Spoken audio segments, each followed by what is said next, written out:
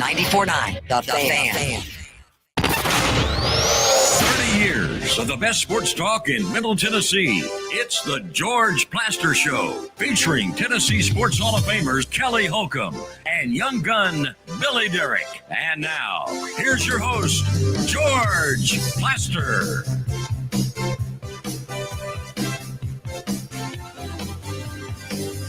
Hello again, everybody. Welcome in. It is kind of a cloudy, overcast, but really nice Friday. Part of the reason it's so nice, it's Friday. That's a good thing. It's been a long week, but a lot of good stuff to get into during the show today. Mark Griffin's going to join us in just a few moments. By the way, if you go outside and you open the door, go outside, and you hear a roar, it's because Alabama hit another three. Good Lord. What was the number? Was it 23 that they hit? 25. 25. 25 for 51. And Good Lord. They took 66 total shots. So 66 field goals, and 51 of those attempts were three-pointers. So they shattered the NCAA tournament record. They had 25. I think the next closest was 21 in the 90s. So the question that's going to be asked is, and obviously Mark and I are going to get into this, could they get on a 2-week hot streak where they just go insane and win a national title where people like me don't see it, don't think they play good enough defense? I got to laugh. Taylor Barnett sent me this text last night. It said, Alabama is telling you to shove it. They sure are. And then I said, BYU hasn't guarded anyone. I'll admit I was disappointed in BYU. They didn't bring nearly the athleticism to the table that I thought they would. The thing is, I didn't think they played a bad game, though. No, I know. They were scoring. Alabama they were giving up the 2 to BYU and just hitting threes on the other end. It was a 3 versus 2 trade-off most possessions, because they scored 86, but Alabama scored in 113. Do you remember when we had Rick Byrd on? Was it this week or last week? Last week. Okay, and he brought up something about when he was on the rules committee that their big thing was to try to increase scoring. So listen to the number of points that got scored in the games last night. The Alabama game is obvious, 201.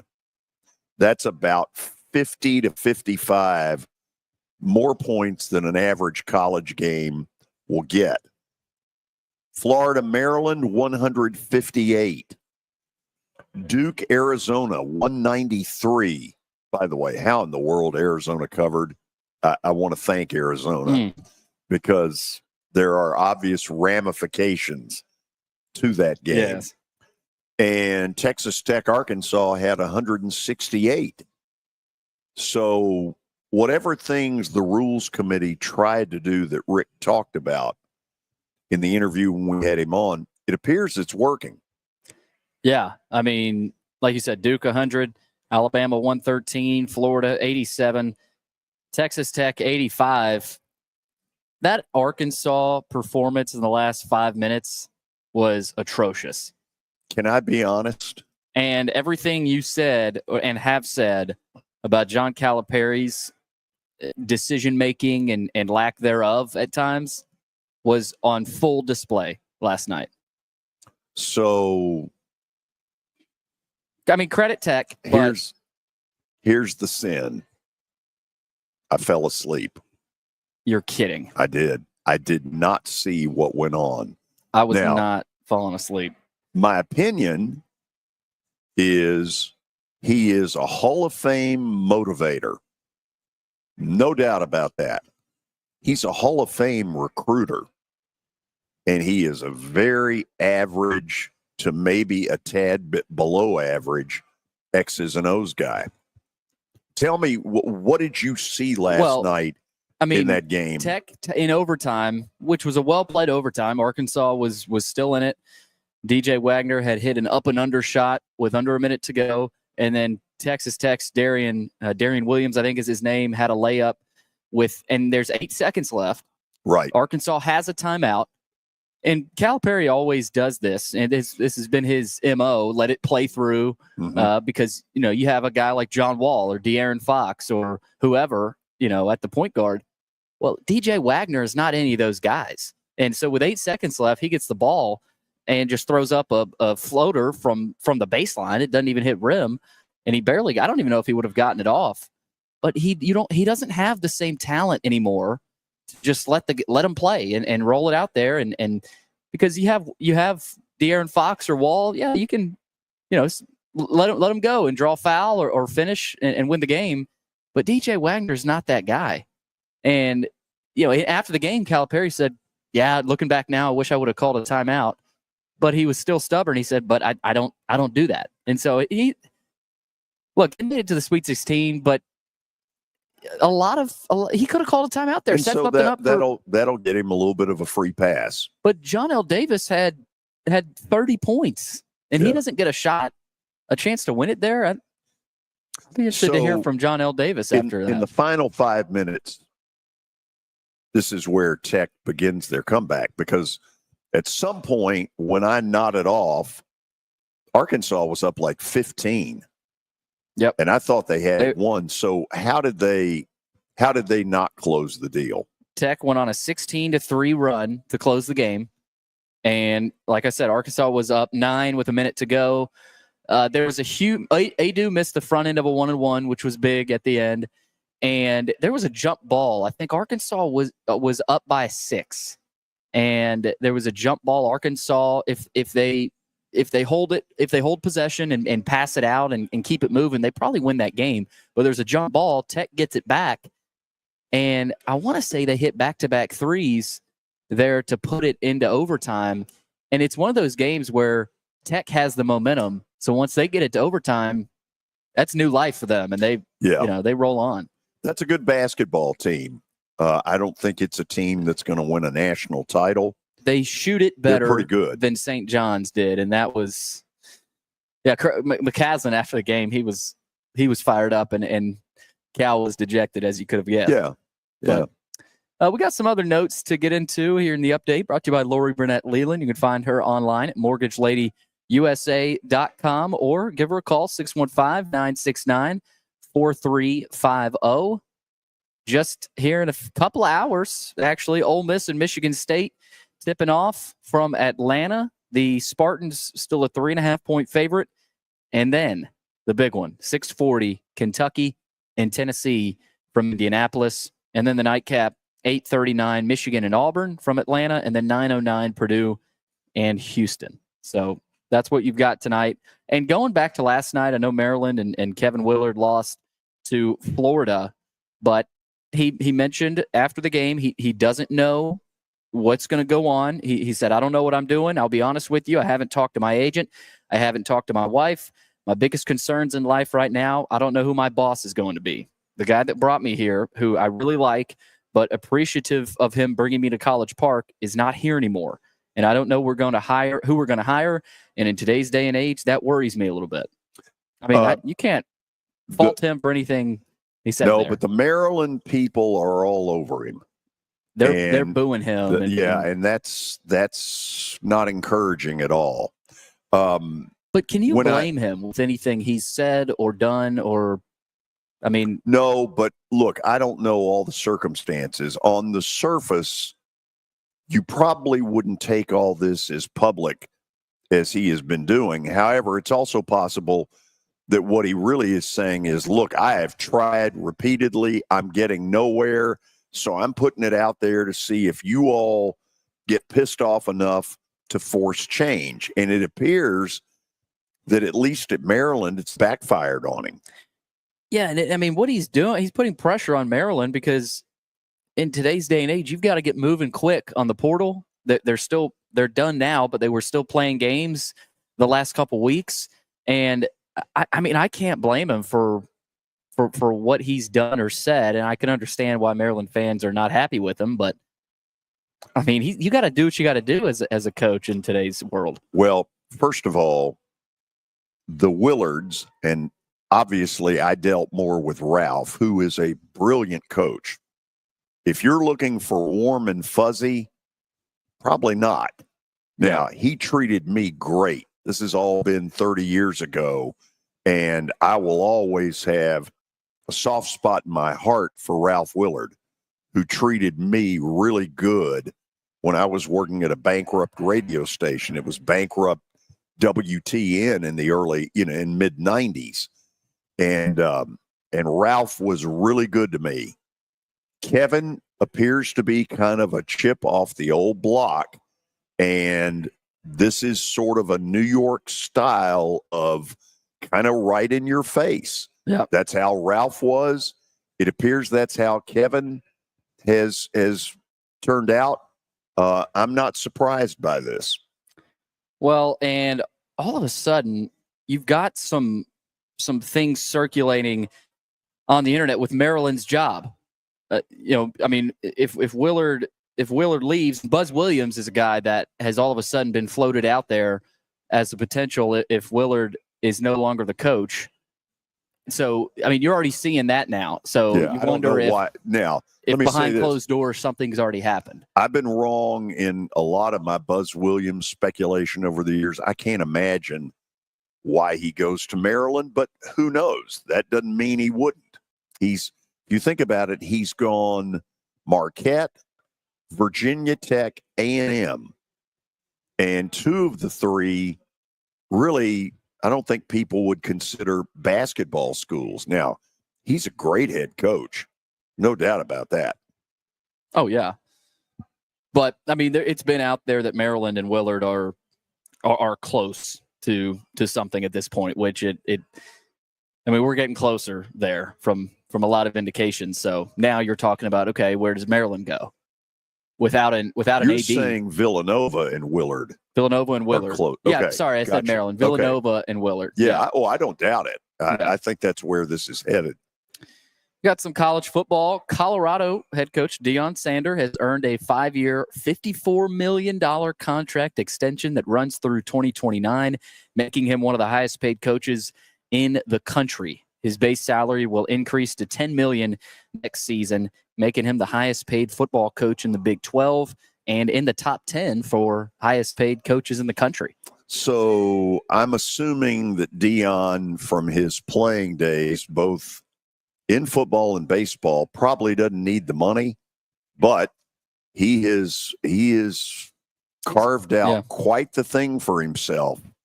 And I don't think everybody thought he'd stay at Colorado, but that's a good sign for Buffalo fans. If he takes another coaching job before the end of the contract, his buyout starts at $12 million if he left on or before December 31st of next season. So buyout looks like $12 million, again, if he leaves before the end of the contract. But, I mean, for him to inherit a program that went 1-11, and, I mean, look, you had some talent with Sanders and Hunter, but you wonder if he can keep it at the level it's at. Maybe not from last year, but. Don't know. We're going to find out, apparently. Some weird NBA news earlier today. The Grizzlies fired Taylor Jenkins, who is their winningest coach. I mean, obviously, they've struggled down the stretch here, and they're losing home court advantage here in the last couple of weeks. But sources told Sean Sharani of ESPN that Jenkins was called into the office this morning, told he was being fired. The team believed that Jenkins had lost the locker room over the course of the season, and that making a change now might mitigate how the Grizzlies finish the season. So a lot of people very surprised by that because they are in a tie for the 4th spot in the West with the Lakers. And they're only a game and a half out of 3rd with the Nuggets. They're 44-29. This is one of these things that feels a little bit like when Bum Phillips. When Bum Phillips got fired in Houston by Bud Adams. Yeah. Be careful what you wish for. This guy did a pretty good job there. I don't know all the inner workings of the Grizzlies. I get to watch them occasionally. They're fun. They're not going to win an NBA title with this team, but they've got a chance to win a playoff round or two. They've lost 4 of their last 5, and John Morant has been out with a hamstring injury, and they're 8-11 since the All-Star break. So they've been leaking some oil. Have they named an interim? Yes, they have. Lead assistant Tomas Isalo will serve as the interim head coach. He's a former Finnish basketball player. And coach who was the head coach of Paris basketball in 2023. So there's more to this story than we're getting. Yeah, and Jenkins had been there since 2019. Yeah, going back to John Morant's rookie season. So Grizz, that's all I can say is Grizz making a move. We've got some good SEC baseball now that basketball is coming to starting to come to a close. SEC baseball coming into full swing. We've got one in action right now. Florida at Ole Miss. Florida's 0-7 to start the baseball season. Yeah. And A&M, who Vandy swept last week, Texas A&M is 0-6. Yeah. They're hosting Kentucky this weekend. Tennessee is at South Carolina. Oklahoma, a team who was in Omaha in the national championship with Ole Miss a couple of years ago. They're top 10 in the country. They're at Alabama. Vanderbilt hosting Arkansas this weekend. Arkansas, number 2 in the country. Vandy, a top 15 team. That should be a good series with some, it's always good whenever those two get together. But that one's at 7 o'clock tonight, and then 2 o'clock tomorrow, and then 1 o'clock on Sunday. So you get to see some good baseball down at the Hawk if you'd like. And that's what we got. Okay, after the break, Mark Griffin is going to join us. We got a lot to get to, including the much-anticipated game tonight in Indy between Kentucky and Tennessee. Start time of 6:39. Why is it not 6:40? Hell if I know. I don't get it. This is 94.9, The Fan. When I got my first car, my dad told me, keep the gas tank full and my number on speed dial. Now parents are telling their kids, save 615-242-9000 just in case. I'm Blair Durham. If you or someone you love is in a wreck, call us. We're here to get you the money you deserve. It's easy to say good things about the folks at Strike and Spare Family Fun Centers. Number one, I trust them with something that's near and dear to me, the Plaster and Friends Celebrity Bowling Night.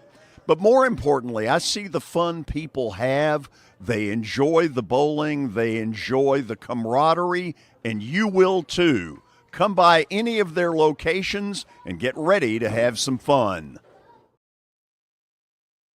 As the trusted premier custom home builder in Middle Tennessee, Donnelly Timmons has over 20 years of experience in the industry. Whether you're looking to build your dream home or renovate your current home, their team will ensure that every client and every remodel is unique, luxurious, and completed on time within budget. Founders Dustin Timmons and Joey Donnelly have over 25 years of construction experience in the Nashville area. Together, they have completed projects in Forest Hills, Oak Hill, Green Hills, Franklin, and Brentwood. Dustin and Joey believe that communication is the most important aspect of all construction projects. Therefore, they personally manage each project themselves and are involved in job site activities on a daily basis. Their commitment to quality and integrity has earned them an outstanding reputation among their clients. Contact them to set an appointment for a free consultation or to view some of their completed projects. Give them a call at 615-456-7983 or log on to DonnellyTimmons.com.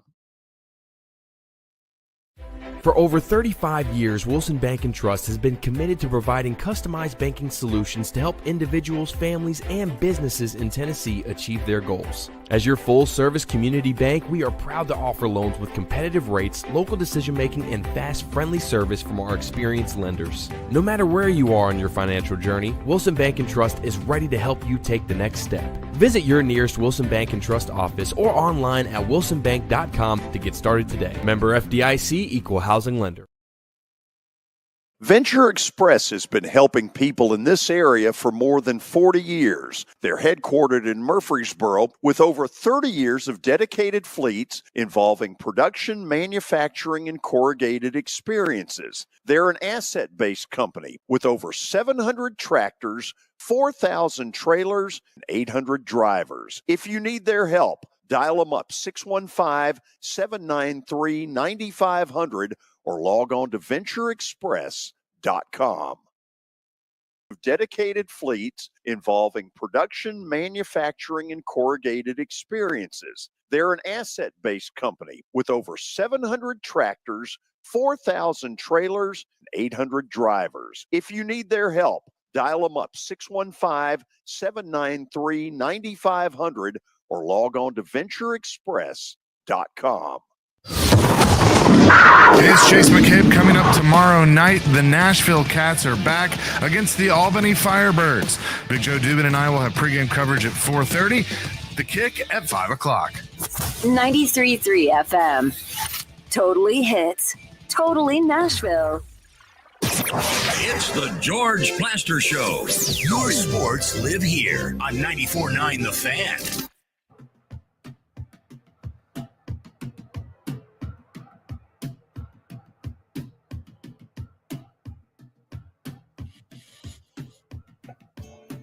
My guess is this is going to be a lively little discussion that we're going to have today.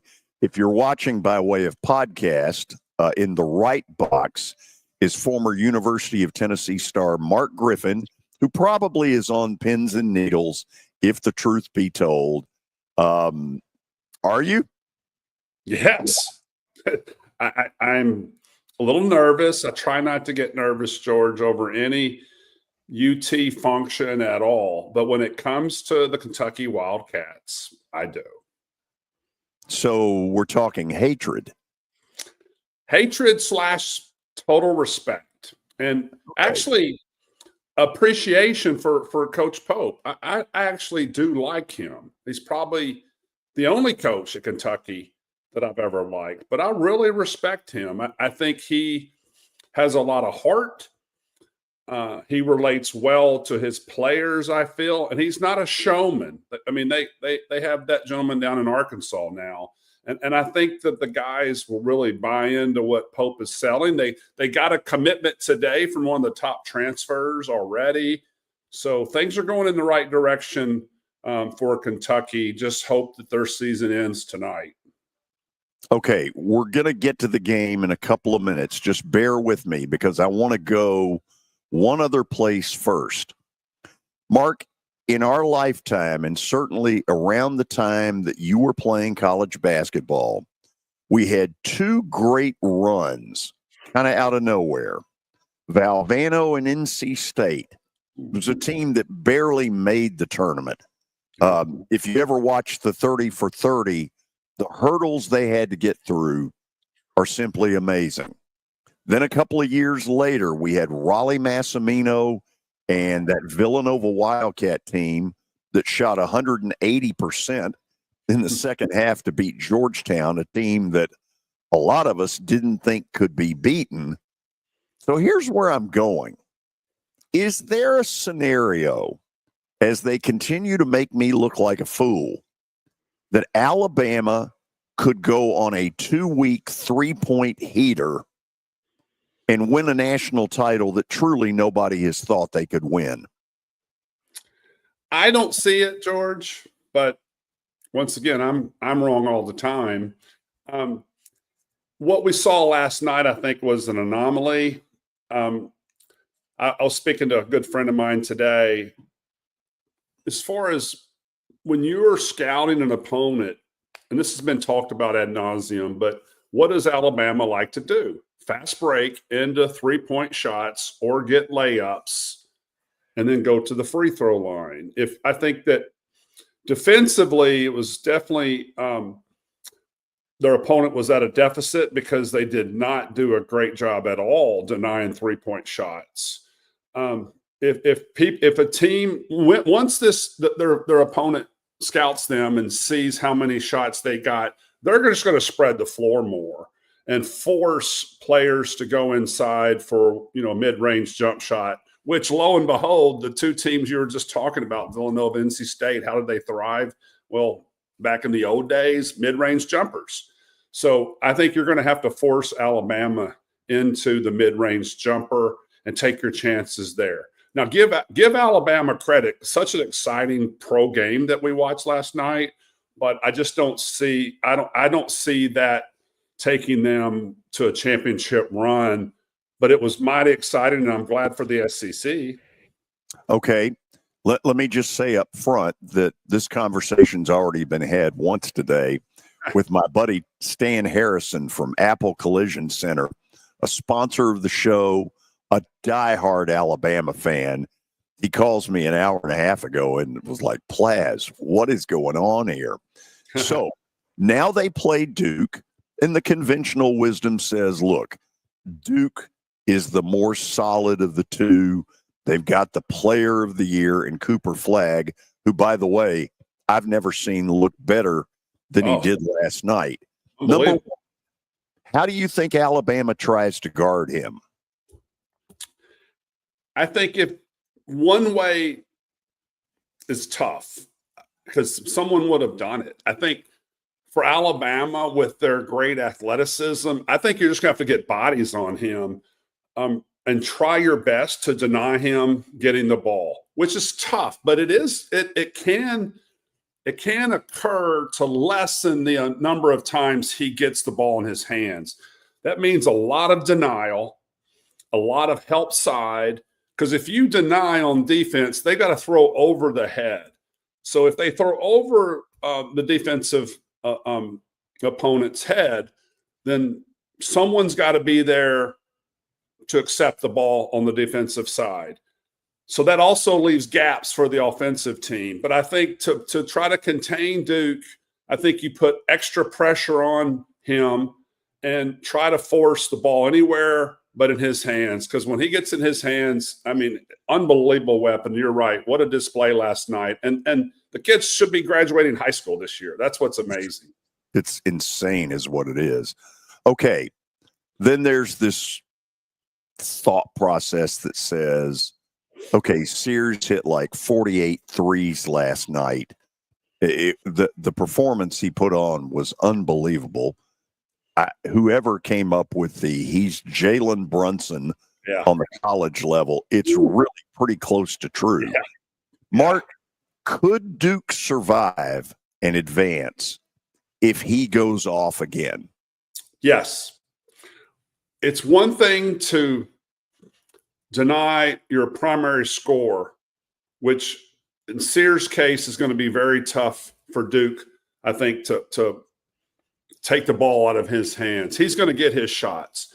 It says a lot about a defense that can deny your second and third option, because I think that's where a lot of the games are won, because Sears is going to get his, but if they can deny their second and third options, whoever's on the game that time is really going to benefit Duke. Now, here's something, George, that not a lot of people pay attention to. Everyone talks about Duke and their freshmen. Yes, they've got 3 guys that are going to be lottery picks, lots of talent. But here's a stat for you. Duke right now is 4th in the nation in field goal percentage defense. A little over 38%. Number 1 team in the country, Tennessee, at 38.2. Houston, take a look at other teams. They're 5th. Florida, of all teams, you wouldn't think of a great defensive team. They're 15th. So what does that say? Defense does win. And I think that you're going to see Duke not neutralize Alabama. That's going to be tough. But I think they're going to slow down the tempo. In my mind, to win this game, they're going to have to really slow down the tempo. You can't get into a 90-plus game with Alabama with the hopes of winning, I don't think. Okay, now let's get to your deal.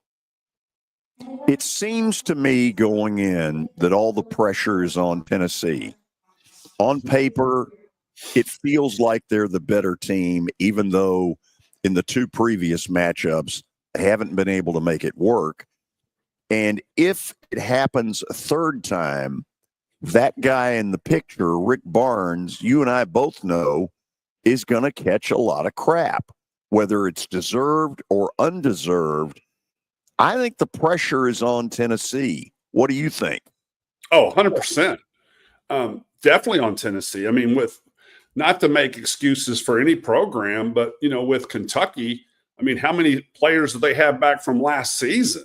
I mean, this is a new team, new roster, new coaching staff. And look what they've done. I mean, you got Butler here, San Diego State. I mean, he has great NCAA experience. Not a lot of their guys do, but they've got a veteran team losing 6 players in Kentucky. I think when you compare the two, I think there's a lot more pressure on Tennessee for sure in this game. But at the same time, there's extra, I don't think you can be extra motivated. I think you're either motivated or you're not. So there's nothing that should drive you to want to play even harder. You should always play your hardest.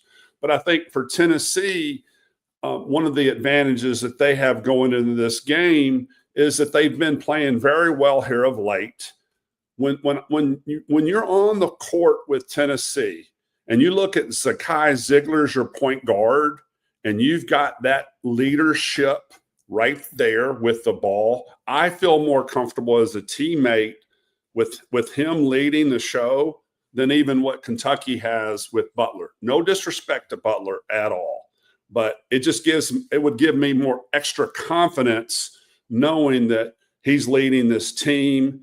He's had the 4 years of experience, and I would fight even harder for Sakai to advance, because all these teams know this could be their last game. So everything's on the line. There's no saving it for tomorrow. Everything's on the line tonight or your season's over. Okay, in your opinion, what's different in game 3 that gets Tennessee the win as opposed to the first 2 where it didn't happen? Easy for me. Brea, SEC's number 1 3-point shooter, 8th in the nation at over 43%. Don't allow him easy 3-pointers starting the game. I was at the game in Knoxville. Kentucky came out on fire. I mean, everyone had their shoulders up going, I can't believe they're hitting these shots. You cannot let Kentucky get started hot shooting the threes at any time. Teams are going to have runs. But you really got to spread your defense like we were talking about with Alabama. Don't let the easy threes make them drive inside the 3-point lane. Take your chances there, but don't let Brea get on a roll, because he can really score, and he's really punished Tennessee in the 2 games that he's played. So let me try it this way. I mean, we know that Kentucky with Butler is at one level. And we saw at the SEC tournament, Kentucky without Butler looked like an 8 or a 9 seed. They're another team making me look like a fool, because I remember coming out of that tournament going, if they think this level is going to work, think again. Well, they've done Alabama and shoved it down my throat, and good for them.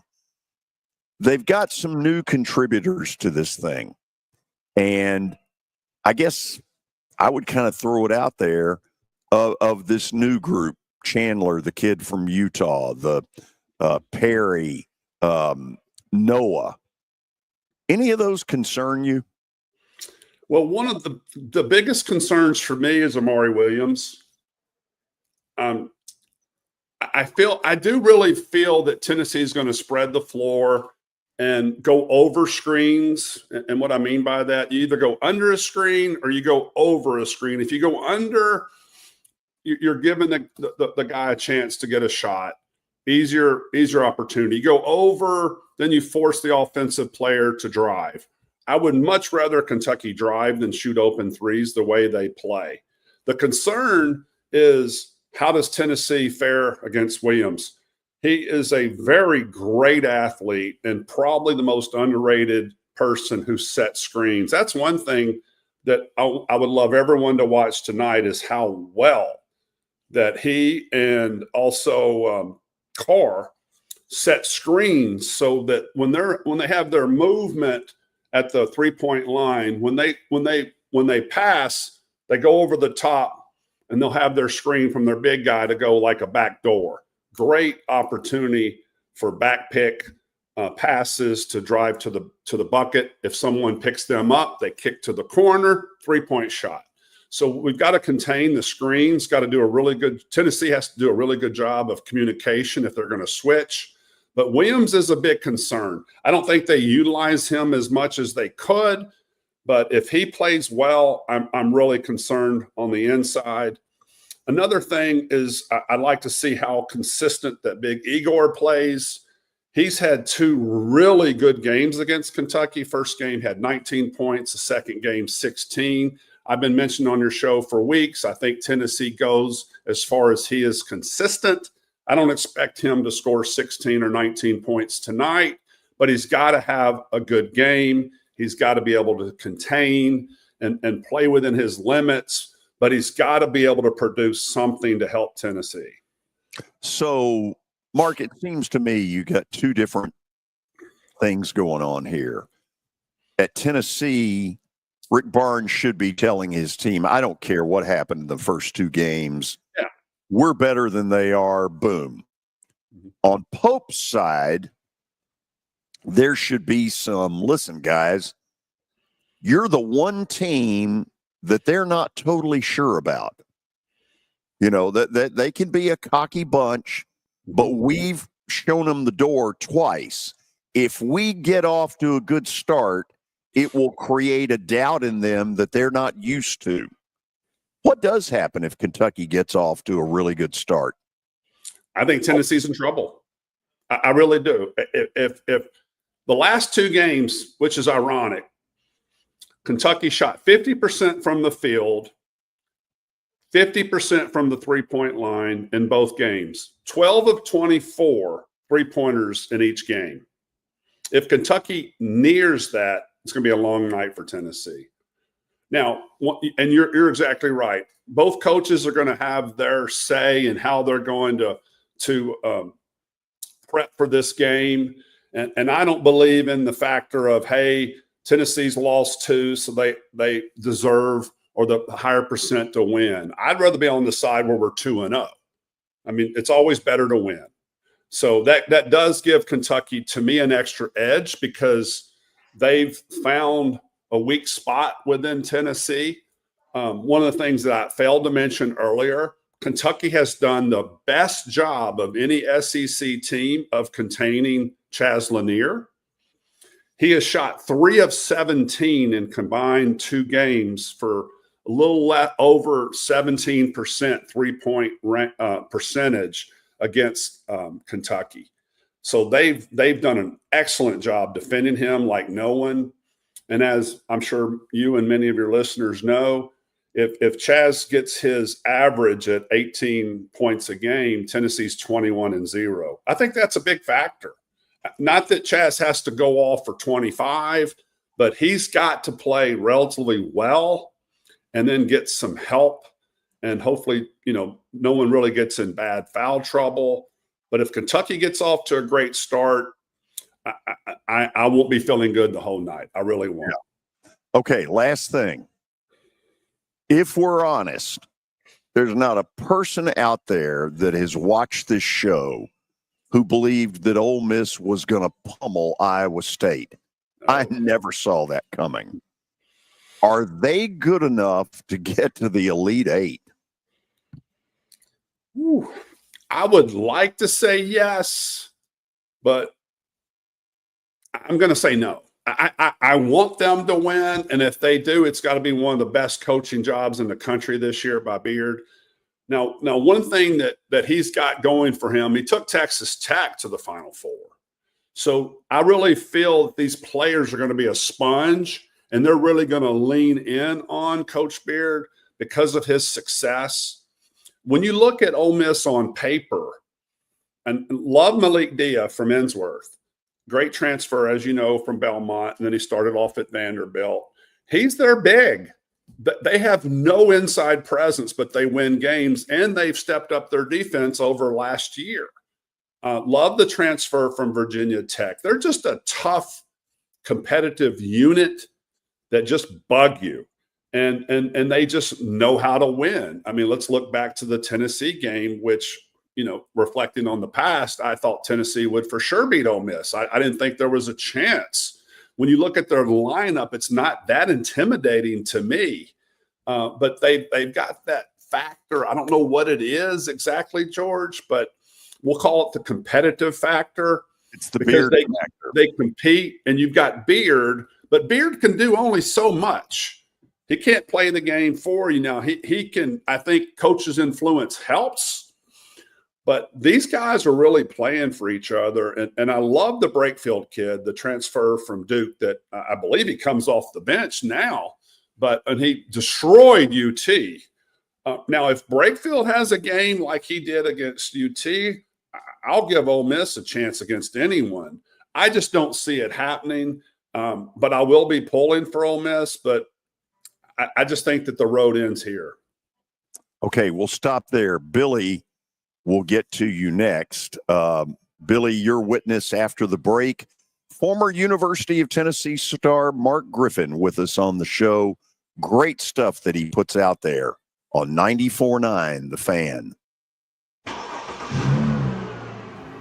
When I got my first car, my dad told me, keep the gas tank full and my number on speed dial. Now parents are telling their kids, save 615-242-9000 just in case. I'm Blair Durham. If you or someone you love is in a wreck, call us. We're here to get you the money you deserve.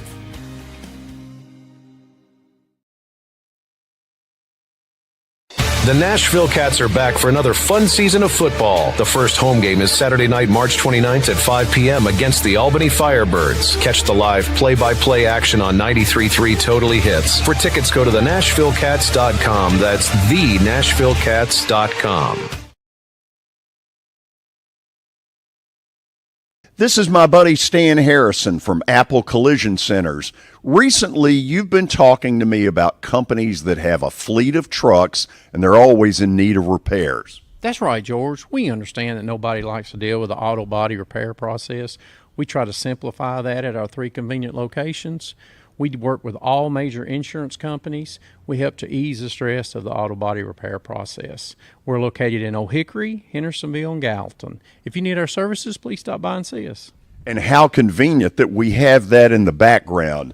Now, seriously, these are good folks. They do really good work. Give them a holler.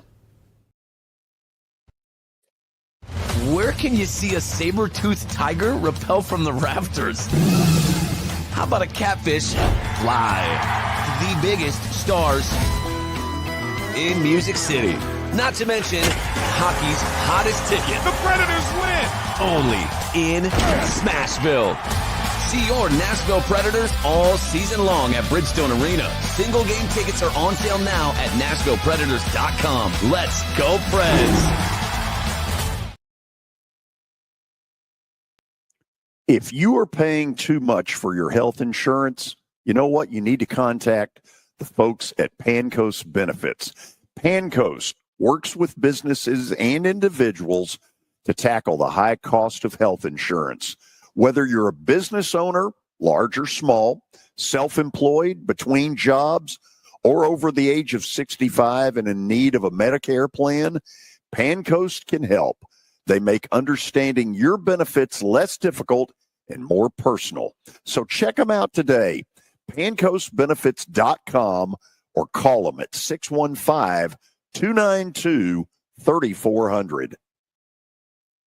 Of humongous proportions. Sports. We're not living in an era where perfection is necessary. They thought they were a championship contending team. Here, we told you not to do this. Your sports live here. On ESPN 94.9. The Fan. And the Game Nashville Sports Network. the George Plaster Show. Your sports live here on 94.9 The Fan.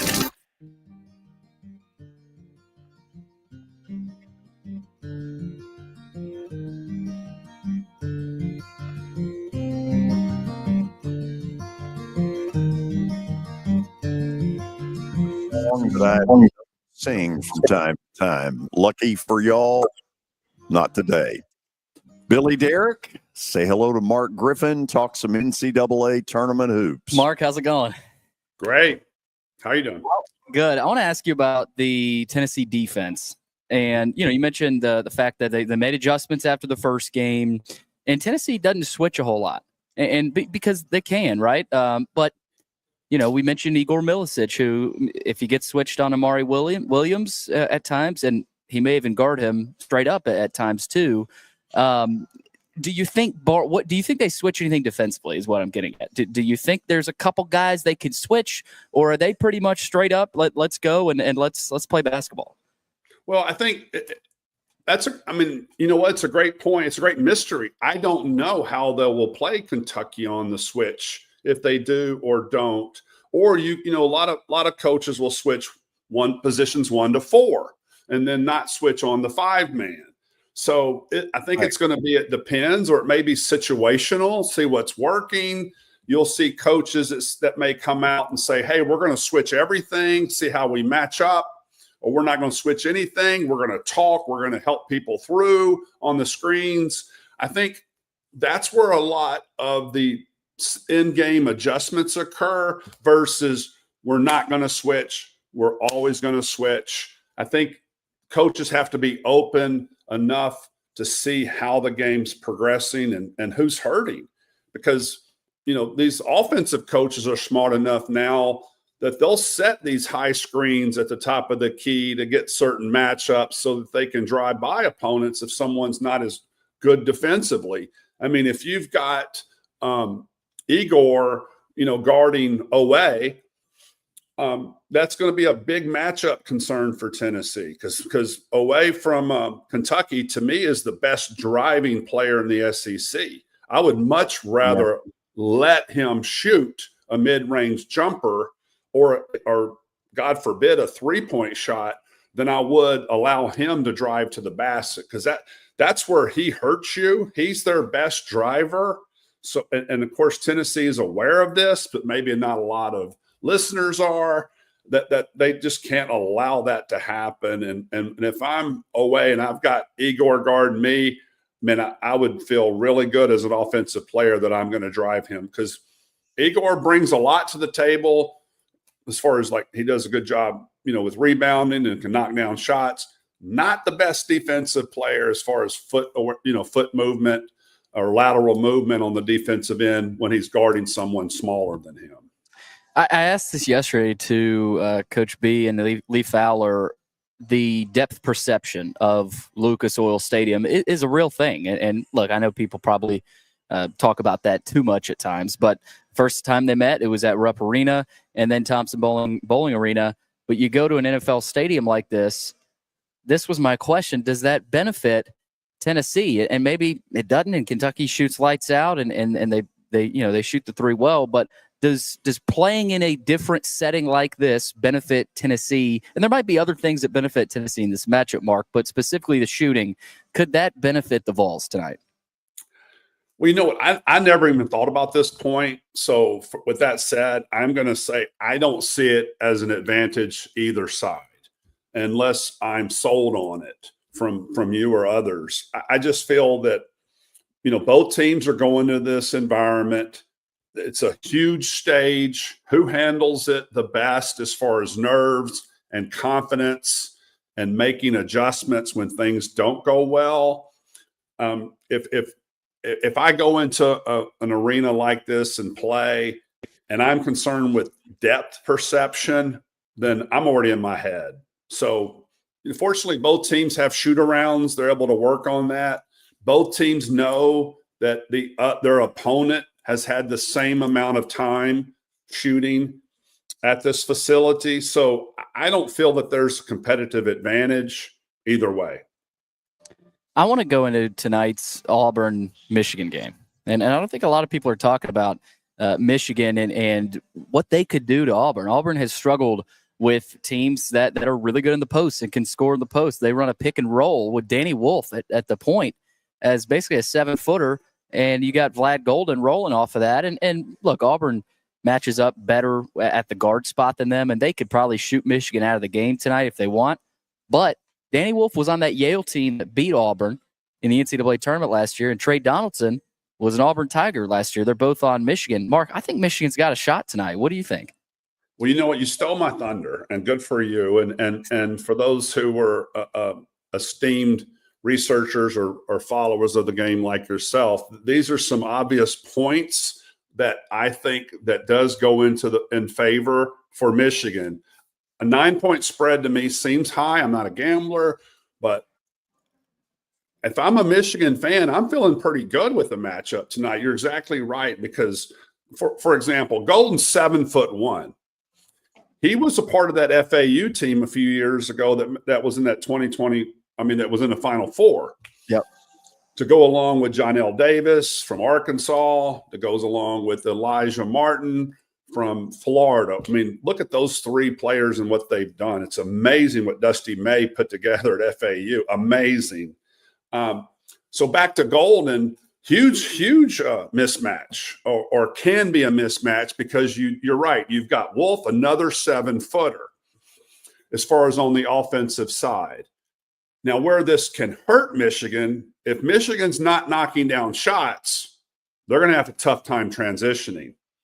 And if you're Pearl and you're thinking, hey, missed shots, bam, bam, we're running down the court, how is Michigan going to stay in front of their defenders or in front of the offensive players running down the court on defense when you got two 7-footers trying to get down the court? Great athletes, but they can't run with the quickness that Auburn has. So I feel that Michigan's going to want to slow down this pace. And you bring up another great point with Trey Donaldson, being a former player at Auburn. He'll be motivated. I don't know how you can be extra motivated. You're either motivated or you're not. But he'll be familiar with the program and the players. It'll be a big game for him.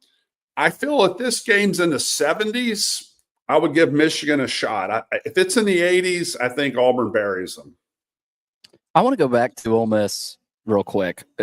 You mentioned how Malik Diaz really their post guy, and Breakfield's a 6'7" guy that is athletic and can run and can score really at all three levels. And the Mikhail Brown-Jones, I mean, they're versatile, the way they play. How do they match? I don't know how much you know on Michigan State side of things, but with Ole Miss tonight, I know George asked about it, but 3.5, that tells you that Vegas likes Ole Miss here. Maybe they don't win, but what kind of a shot do you give the Rebels? Well, I mentioned earlier that I think that they could lose, but I started thinking about it during the break, and I'm like, okay, I don't know enough about Michigan State, but I go to the leadership with Tom Izzo, and we mentioned about the leadership with Coach Beard. I think you got to look at what Michigan State's done this season, surprised a lot of people outside of the Big Ten. And, what will be their game plan against Ole Miss? I don't believe Michigan State, from my recollection, is a team that just loves to get up and down the court. They've got a lot of tough players. I think they have a cohesive unit. I don't know a lot about their depth, though, but obviously they're peaking at the right time. I mean, Michigan won the Big Ten tournament, but I think it'll be a battle. If anything, I'll even mention this, knowing what I know about Michigan State and Ole Miss, whoever wins the boards, I think the rebounding part, whoever comes on top of the rebound, if they're +5 over their opponent, I think wins the game. Mark, let's end it this way. We're now down to 12 teams as of this moment. 12 teams are still eligible to win a national title, and Tennessee and Kentucky are two of them. In your opinion, who wins the national title? Wow. It's a great question. I'm still leaning Florida. just because, the big kid from Condon was, was injured early last game, but if he's back 100%, I just think they have too much depth. I think there's, once again, I go back to the word cohesive, just mean they're all on the same page. I don't think the team doesn't care who scores as far as individuals. I love the leadership in Walter Clayton Jr. My favorite defensive player in the conference, for me, I go to Meshack. Love Ziegler, but I just think Meshack's the glue, is Elijah Martin. I mean, he is Meshack 2.0 who can score. And he will be on whoever's best offensive scorer. I just think they have a depth inside. They were rotating 3 bigs if need be. One of the best rebounding teams in the country. They seem to play loose. I'm going to go with Florida, especially if it's a high-scoring game. Now, mind you, low-scoring game could change my thoughts, but I think Florida's going to force teams up tempo, and I'm going to stick with Florida. I mean, would I mind if Florida won a national championship? I would not mind at all if it's not Tennessee. I think Golden has done an exceptional job coming from San Francisco. His ties to the SEC was strictly through Coach Pearl. He was an assistant at Auburn briefly. But for him to come from San Francisco to the SEC and turn this program around as quick as he has is a fantastic accomplishment from this young man. Mark, thank you as always. Look forward to next Friday with more of your great stuff. Thank you as always. Thanks to you guys. Love being on the show, and go Vols, and I hope, George, that you and Billy have a great weekend. All cooped up watching the games. Thanks, Atta baby. Talk to you. All right, bye-bye. Okay, after the break, we'll get to stat of the day, and then we'll be joined by former Titans head coach and current Nashville Cats owner, Jeff Fisher. It does sound strange, doesn't it? This is 94.9 The Fan. Hey, Preds fans. The Predators conclude their 2-game homestand tomorrow night against the Vegas Golden Knights on a Saturday night in Smashville. It's an early start. The game is at 5:30 tomorrow. Radio pregame coverage begins at 4:30. Smashville lives here on 102.5 and 106.3 The Game. At Electronic Express, we've got the largest selection of TVs and unbeatable deals. Get a Samsung 85-inch smart TV for $799 or an LG 65-inch smart TV for just $399. Plus, buy more, save more on LG appliances and electronics. Save up to $1,000 when you bundle select LG TVs, audio, and appliances. Want free shipping? We've got that. Expert service? We've got that. Up to 36 months free financing? We've got that too. Hurry. Shop in store or at electronicexpress.com today. Earlier on Joe and Q. The Giants shouldn't have to win. The idea of bringing them back and then putting the pressure on to win now, what are you thinking you're going to accomplish? It was a big mistake by Mara. Now he's got the organization thinking the wrong way. You want them feeling like they have some job security because, after all, you're bringing them back. Right. So you should have told them they have job security. Go draft their guy and develop the guy.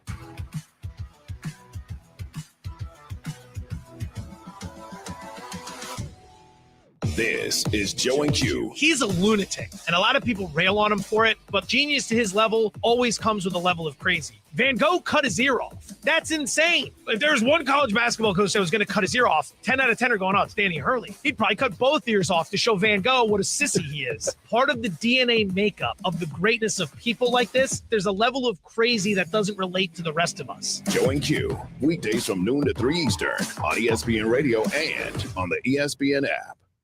Amber and Ian. I don't care how out of shape Luka was or what his body looks like. He's a dad bod god, along with a certain somebody out in Denver. And Jokic, who's also the dad bod god. I was wondering where you were going with dad bod god. I got real nervous for a minute. Dominating, right? I mean, they make me look good. And here these dudes are winning titles and MVPs and two of the best players on the planet.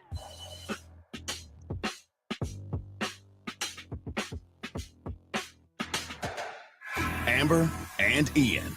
Oklahoma guard Peyton Verhulst joining us here. Peyton, you keep referencing your coach as Jenny, which I think is so cool. I love that she's doing it. It's so I never hear that. I love this. I think it just, I don't know, speaks volumes for Jenny's coach is around my age, and I feel like you guys see her as young if you guys are calling her Jenny. So I like that. Yeah, that you're I think seeing that's her. why she likes it too. Amber and Ian, weeknights at 7 Eastern on ESPN Radio and on Sirius XM Channel 80. Your sports live here. WBUZ HD3 Laverne. All around the world on the Game Nashville app. We are the Game Nashville Sports Network. ESPN 94.9. The Fan. It's the George Plaster Show. Your sports live here on 94.9 The Fan.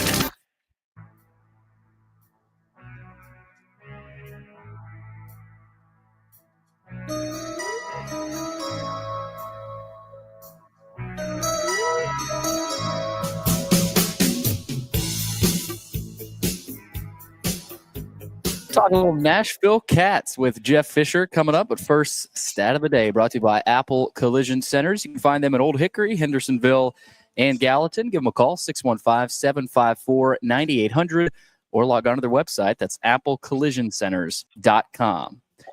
All right, here we go. We're going basketball. Alabama shattered the record for most three-pointers in an NCAA tournament game last night with 25. Whose record did they break? Oh, good Lord. And I saw it. Come on. This is where getting old sucks. Somebody has hit either 21 or 22 in the past. I don't remember who it is, so I'm going to take a wild guess and say it's UConn, even though I don't think it is. Oh, wait, whoa. Hold on a minute. Wait a minute. Hank Gathers, Loyola Marymount is in that list back in 90 before his tragic death. I'm going to throw them out there, even though I don't think it's them, but I know they're one of the top 5 of all time. Well, it is them. 1990. Loyola Marymount hit 21 threes in a second-round win over Michigan. Wow. The Yeah, late Hank Gathers. Man. But 21, I mean, in 1990, 21 probably felt like a million. And Alabama shattered that with 4 more, 25. At times, there were schools that basically had a blanket policy. We're not shooting the three.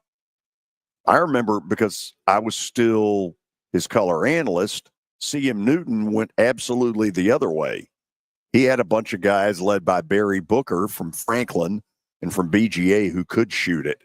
And so my last year of being their color announcer, but before heading off to Memphis, they were shooting them like crazy. Well, and you think the three-point line was adopted in 86. Yeah. Just 4 years later, Loyola Marymount hit 21 of them in a NCAA tournament game. Hank Gathers. Okay. We're going to talk with former Titans head coach, current owner of the Cats. And by the way, the Cats are home tomorrow night at 5 p.m. at the Municipal Auditorium against the Albany Firebirds.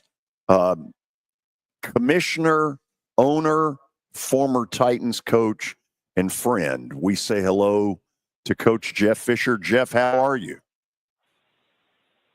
You know, I'm doing pretty good, George. It's interesting to hear you guys talk about this ball game, the Alabama game.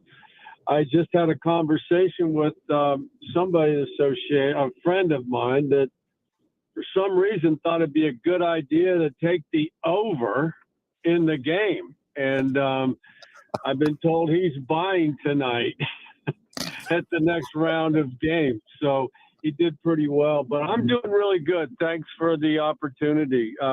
Everything is good in our world. We're looking forward to, the getting into the meat of this season with in the arena football world, and looking forward to it. Things are moving along pretty well for us. You walked into a mess when you agreed to be the commissioner of the league. What things do you feel really good about that you've been able to change? You know what, George? That's an understatement, a mess. I just got into it just to help out. You know how I'm wired, like to help out people. And was doing that, and then things got a little bit out of control. And then little did I know, I found myself in that role as interim. We finished the season. The great part about what the group did last year was we built this relationship, 8 or 10 teams that were really strong. We knew if we could finish the season together that we could reorganize, and we did that. We're under a total new entity right now. It's called AF1, Arena Football 1. Has nothing to do with anything that last year. We're looking at this as our inaugural season. We were very, very selective. And I say there's a outstanding management group at the league level. And, there was a lot of applicants. We did a lot of interviewing. We had came really close to maybe inviting another 6 or 8 or 10 teams in this year, but we decided that we would wait and we're going to do this right. So we've started, as you can imagine, and, we're about 3 weeks into it. The Cats themselves we've only had one game. Our second, obviously is tomorrow, and the third will be a week from tonight, also at Municipal, but really excited the direction that the new AF1 is going. We have, we've got some really good relationships that developed with number one Evergreen now. They're streaming all of our games. And then Vice is doing a game of the week. So we've got some good stuff going. We partnered with Hulk Hogan and Great American Beer, and got a lot of fun stuff going on right now. Jeff, you've got a lot more of the pulse of the football community, not only around here, but nationwide, given all the different places you've been. What is the appetite in our country for spring football? Well, George, since you bring it up, years ago I got involved with Bill Polian and Charlie Ebersol. You remember that story? I got involved to help the Alliance of American Football, not the coach, but just to kind of help them. Did so, and it didn't work. And then, Fox Sports, when they took over the majority ownership of the USFL, called and they asked me to help them for a year, and that hasn't worked. So what does work, and it's been a little sporadic, but is the arena football, the indoor football in the spring.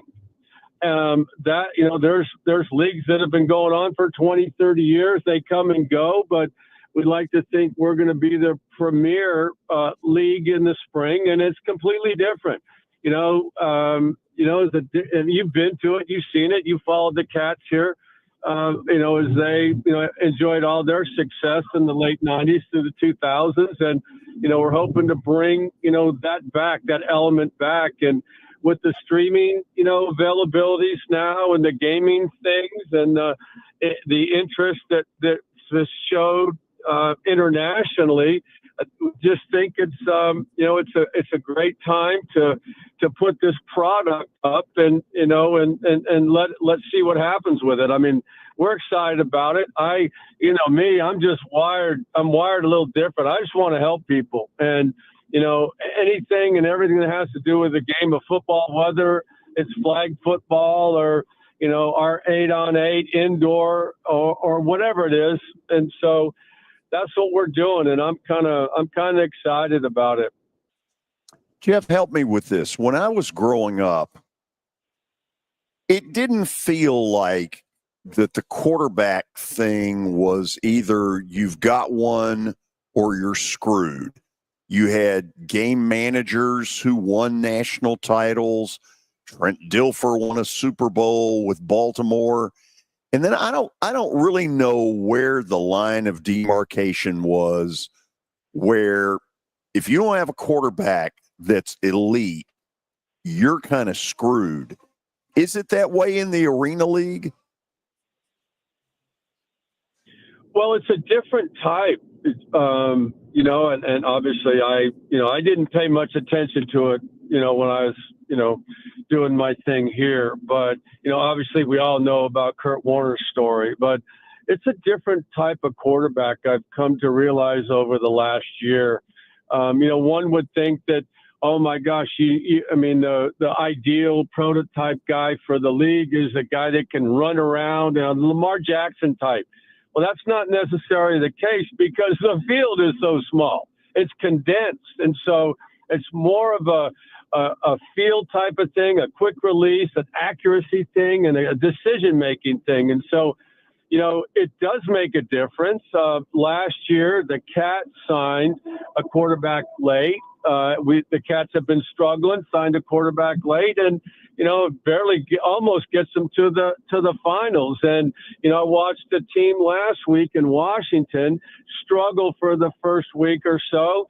They made a quarterback change, got a guy with some experience and some familiarity, and was able to come from a 22-point deficit and win the game. So there's a unique quality to this quarterback, and yes, sometimes it carries over the NFL, sometimes it doesn't. And there's a lot of quarterbacks that have been successful in the indoor game that have just chosen to stay in the indoor game just because they love the competition and they love the sport itself. That's really interesting.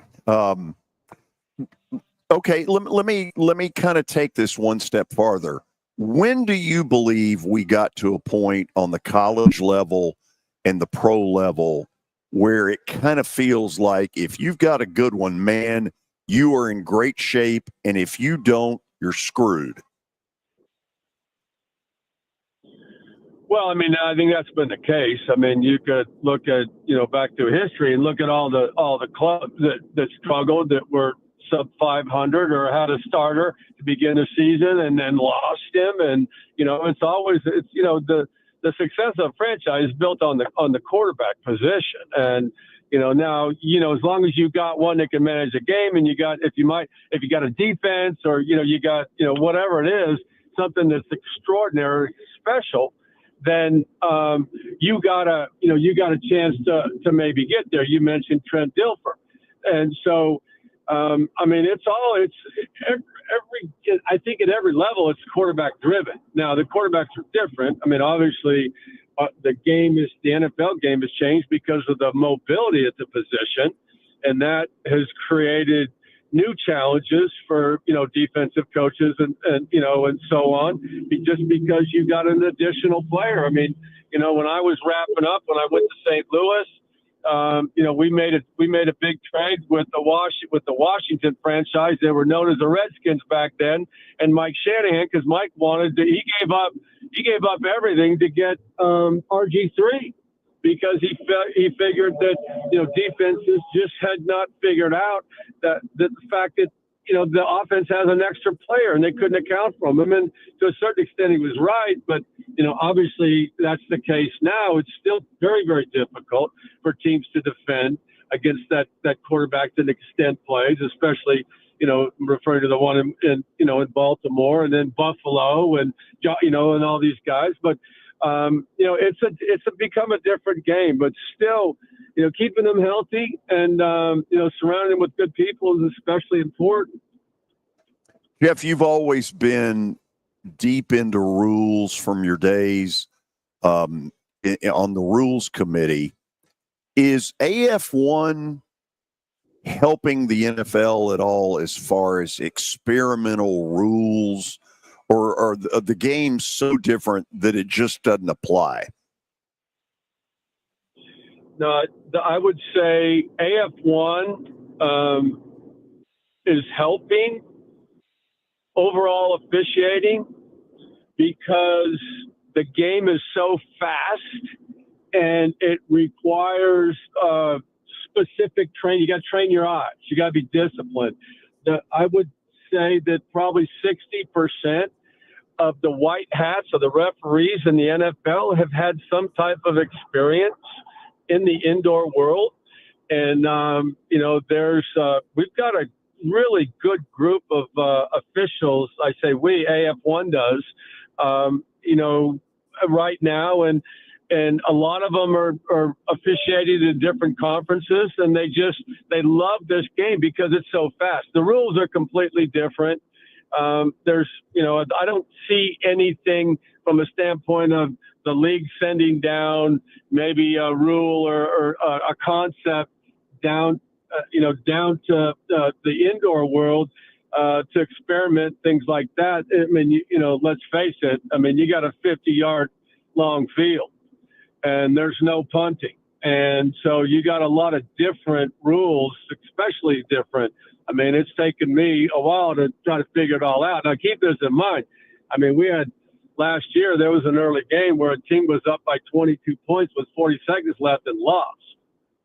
And so, I mean, that's the intrigue, the excitement about the indoor world is that, you can score. There's a lot of different ways to score. The ball's live off the net, and, there's no punting, and, you just, I mean, you could score 1, 2, 3, 6, 7. I mean, in a hurry. And so, the scoring concepts are all different, but I wouldn't see the league looking at it. I mean, obviously, if we're doing things right, we're keeping a real close eye on player safety and things, but, you just don't, in the indoor world, you just don't have the collisions and things just because the field's so concentrated. So it's quickness, and the guys, they go over the boards and they land in somebody's lap and spill somebody's drink, but that's what makes it cool, makes it different. Hey, last thing for you. I want to get your opinion on this. The NFL, I felt like a year ago, the special teams coaches said, screw it. We don't like all the stuff that we got to do, and so we're just going to kick it through the end zone, be done with it. They get to start at the 30-yard line. Now the NFL's passed something where it's going to be 1st and 10 from the 35. It feels like if you're at the 35 with these turbo legs that we now have, as opposed to when I was growing up, 52 felt like about the absolute edge of anybody's range. These guys can now boot it 65, 68 yards in goofy situations. Is the NFL screwing this up, or do you think they're right? Well, I think you're talking about two different things. You're talking about the kickoff issues that the leagues, I mean, they're trying different things, and those are player safety related. That's what's driving that, is the player safety and trying to find a balance or how can we have not eliminate the kickoff, but still have the kickoff, but make it a safer play in the league. Okay. Now you're also talking about length and distance of field goals. And to your point, that 50-yard field goal was, oh my gosh, that was like, I mean, you'd second guess that way back when, even if you had confidence in your kicker, because it's just a long ways. Now it's become a 60-yard field goal. I mean, it's not a big deal anymore. Somebody hits one at 62 and they go, oh yeah, he's got a leg, man. Whereby, 10 or 15 years ago, somebody hit one over 60. I mean, there had to have been wind related and all kinds of things going on. They'd been in Denver and altitude, but no, 60 yards is become commonplace in the National Football League. Remember, we had one, when we were goofing around against the Colts, and, Rob Baronis came out there and kicked a 61-yarder at the end to win, but that just doesn't happen. Nowadays, it's a common thing to see a 60-yard plus field goal. It's funny. There's a story behind that, Jeff. In the press box, I turned to everybody and said, there's no way he can get it there. And as you remember, he had a couple of yards, maybe 3 to spare. He hit the back wall with it. Rob and I were friends. I called him the next day and I said, look, I got to confess. I told everybody up there, there's no way in hell you're getting it there. And you made me look stupid. And he got a good laugh out of that.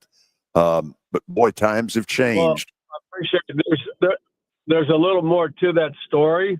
They had a timeout. Indy had a timeout. Coach Dungy had a timeout. And I was not going to attempt that field goal with Peyton having a timeout in the event it was not good. So in the event that we miss the field goal, now you got a ball at midfield and they got a timeout left. That's not a wise thing to do. So basically, what I did was I sent the punt team out and then brought them back out. No, I sent the field goal team out and then brought them out and sent the punt team on. And I subbed, and by sending the punt team on, Tony got a little bit confused and he burned the last time out. And so because he had burned the last time out, which I had hoped that he would, then I sent the field goal team back out on the field during the timeout, and Rob kicked it. The difference between attempting that kick, obviously, with Peyton Manning on the other side with a timeout is significant. Oh, and absolutely. So it felt a little better after he called the timeout and Rob kicked it. And it was a big win for the franchise. So, any win back then over Peyton was a big win for the franchise. You got that right. Tomorrow night, 5:00, Municipal Auditorium, the Albany Firebirds and Jeff Fisher's Nashville Cats. Jeff, thank you as always for the visit. I appreciate the opportunity. Everybody have a great weekend. It's a fun weekend in Nashville. Look forward to seeing those who come out to visit with us as well. Thank you. Thank you. Okay, after the break, you're going to learn more than maybe you've ever known about the marathon here. When it first started, I'll admit, I wasn't sure. They've made me look stupid because they have killed it. Stay tuned. You're going to learn more on 94.9 The Fan.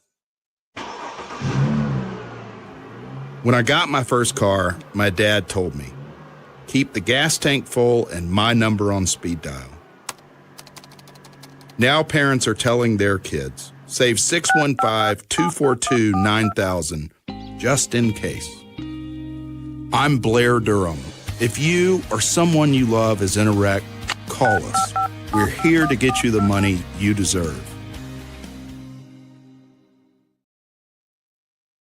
It's easy to say good things about the folks at Strike and Spare Family Fun Centers. Number one, I trust them with something that's near and dear to me, the Plaster and Friends Celebrity Bowling Night.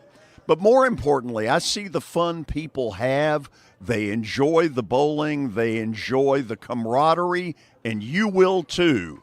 Come by any of their locations and get ready to have some fun. As the trusted premier custom home builder in Middle Tennessee, Donnelly Timmons has over 20 years of experience in the industry. Whether you're looking to build your dream home or renovate your current home, their team will ensure that every client and every remodel is unique, luxurious, and completed on time within budget. Founders Dustin Timmons and Joey Donnelly have over 25 years of construction experience in the Nashville area. Together, they have completed projects in Forest Hills, Oak Hill, Green Hills, Franklin, and Brentwood. Dustin and Joey believe that communication is the most important aspect of all construction projects. Therefore, they personally manage each project themselves and are involved in job site activities on a daily basis.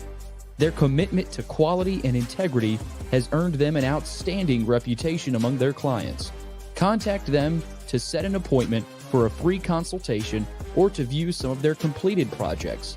Give them a call at 615-456-7983 or log on to DonnellyTimmons.com.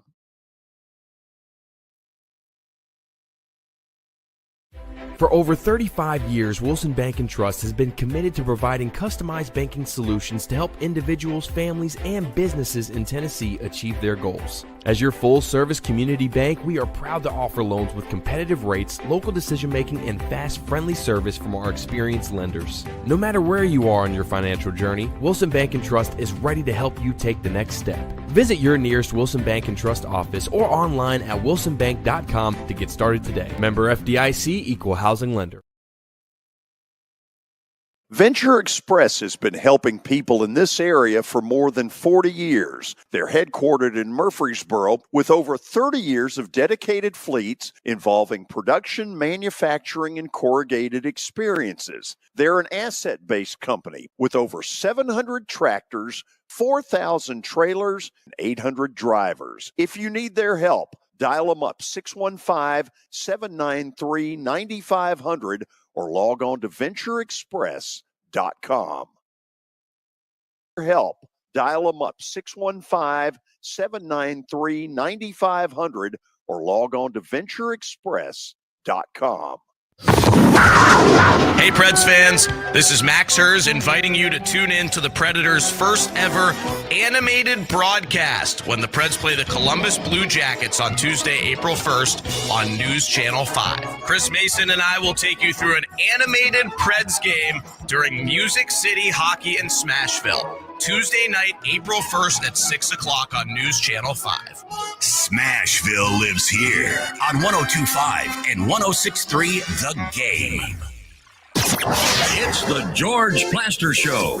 Your sports live here on 94.9 The Fan.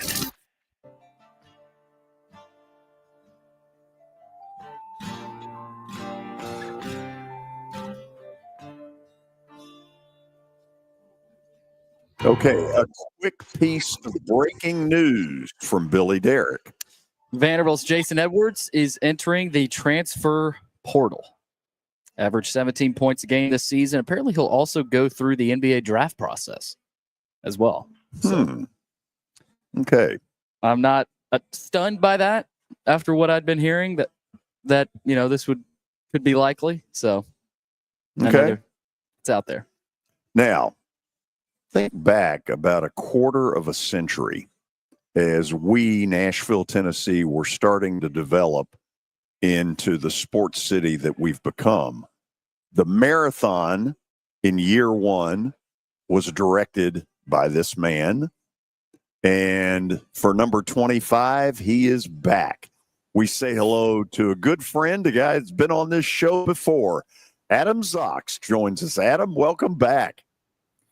Thank you. It's so great to be back. It's first of all, to follow your last segment with Jeff Fisher is great because he's Jeff Fisher, and the fact that he was such a big supporter of the event in the early days. He ran the event, as you recall, and was one of our Kids Rock supporters. So it's just wild. I mean, being back in Nashville after a long time away. But thanks for having me on today.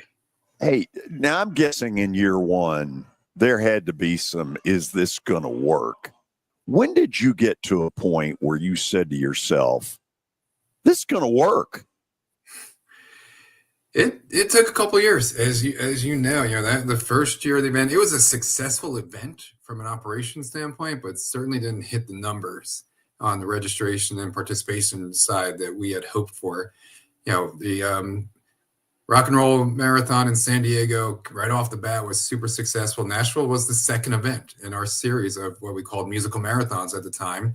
And it was marathon only that first year. And it was, we had about 7,500 runners. So it was a tough haul those first couple of years. But the third year in 2002, when we added the half marathon, it grew a lot that year. And then it just started to gradually grow a couple of years, and then it blew up. Right. And then next thing we knew, we were 25,000 runners. So it took a little time, but we saw a lot of changes in Nashville, a lot more people who were starting to come and starting to participate in the event, and then saw what a great city it was, and then started coming back with more people. Adam, how many people, what's the percentage that are coming from, let's just say, out of state? It's right now it's about 50% that are out of state. Changes over the years. The industry has changed, and I think it used to be a bigger percentage that was out of state, but we're still drawing a lot of people who are traveling to Nashville. There's some coming to the event to the city for the first time.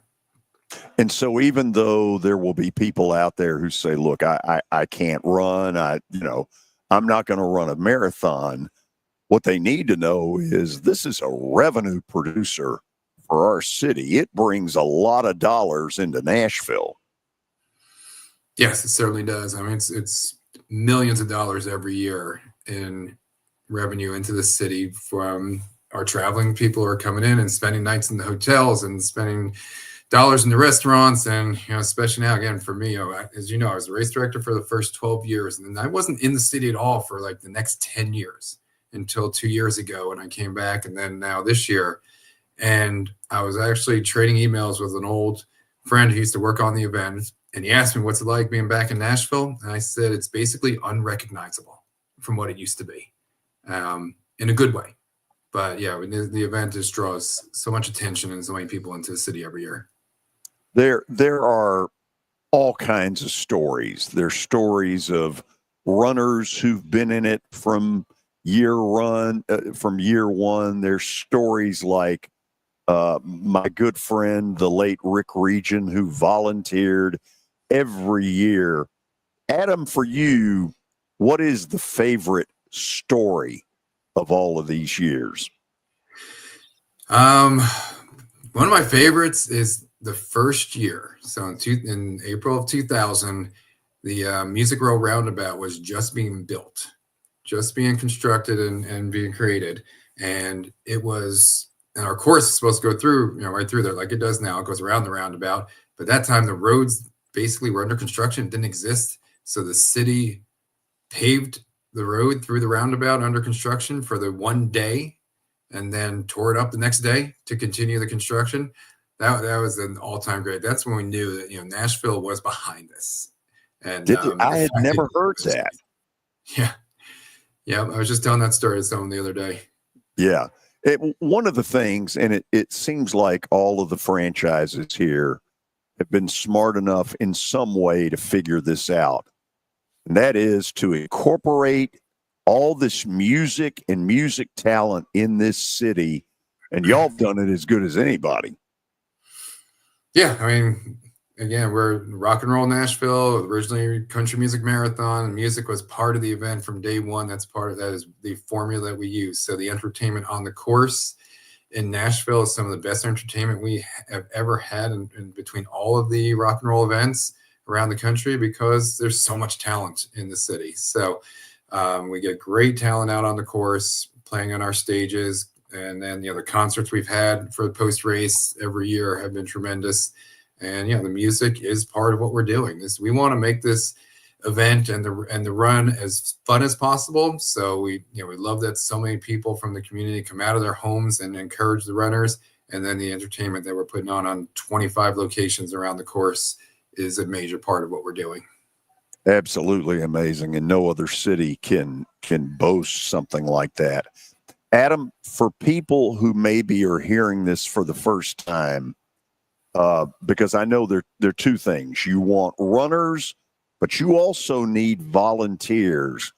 What do people need to do, first of all, if they want to run? Let's talk that first.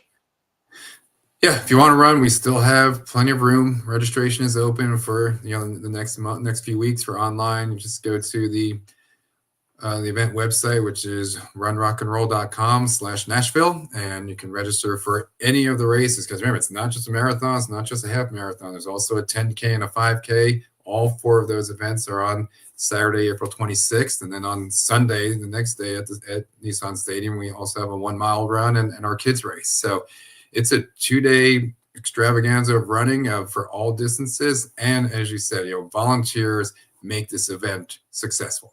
We cannot be successful in this city without the volunteers, the water station. This is April in Nashville. It's usually warm. We got to make sure we take care of our athletes, and all the aid stations and water stations on the course are so important. So we have thousands of volunteers between the expo and race day on the course and at the start and finish lines.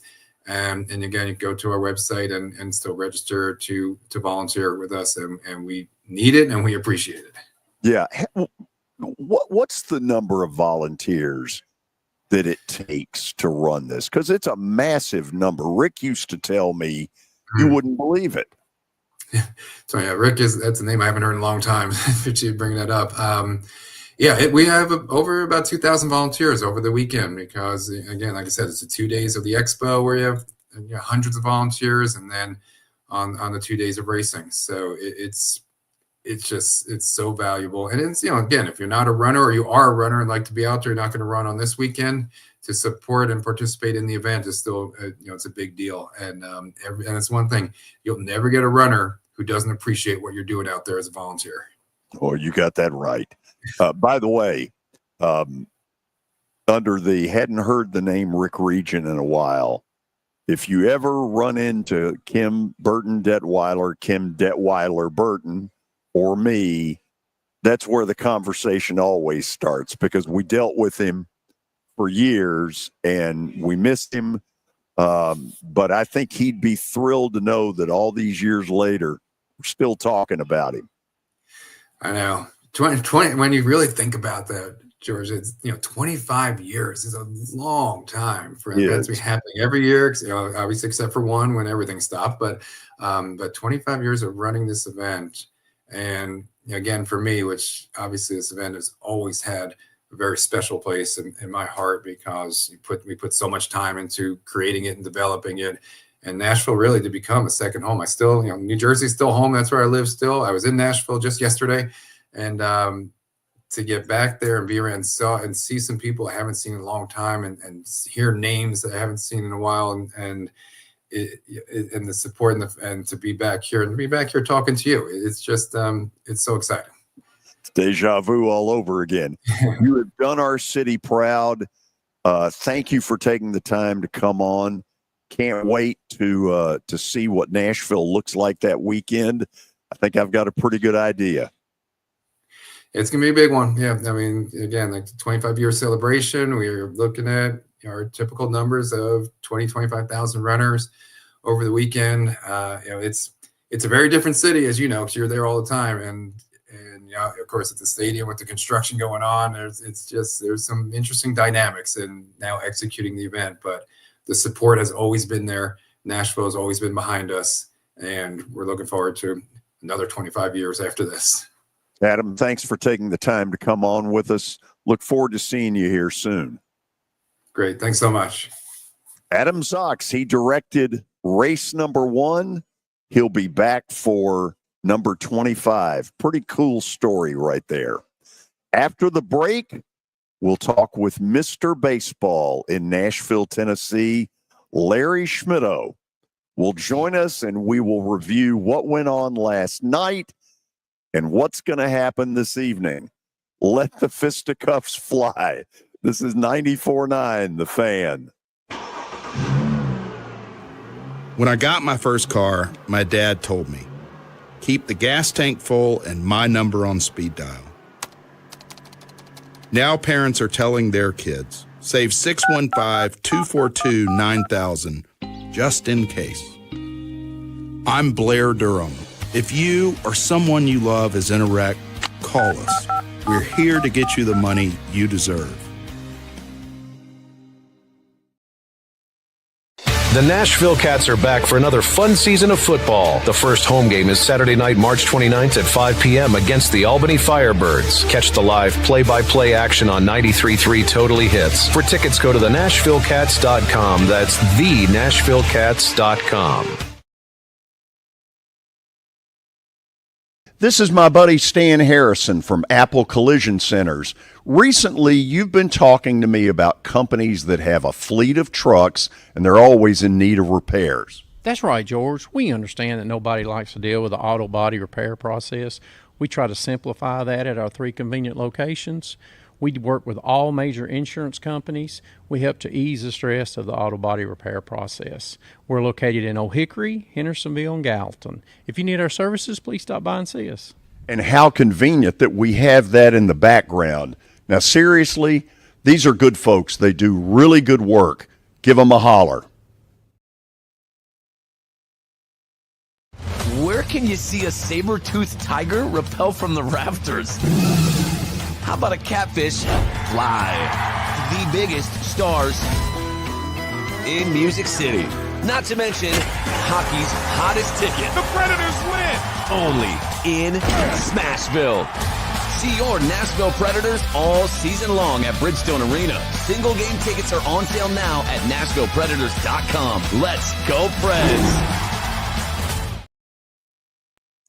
If you are paying too much for your health insurance, you know what? You need to contact the folks at Pancoast Benefits. Pancoast works with businesses and individuals to tackle the high cost of health insurance.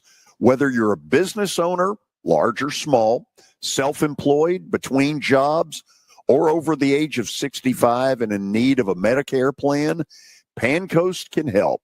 They make understanding your benefits less difficult and more personal. So check them out today, pancoastbenefits.com, or call them at 615-292-3400. To define teams by singular performances. Sports. Did he not go back into the game after that interception? Let's get this turned around. And we're all saying, no, they don't. Here. You thought you were on your way.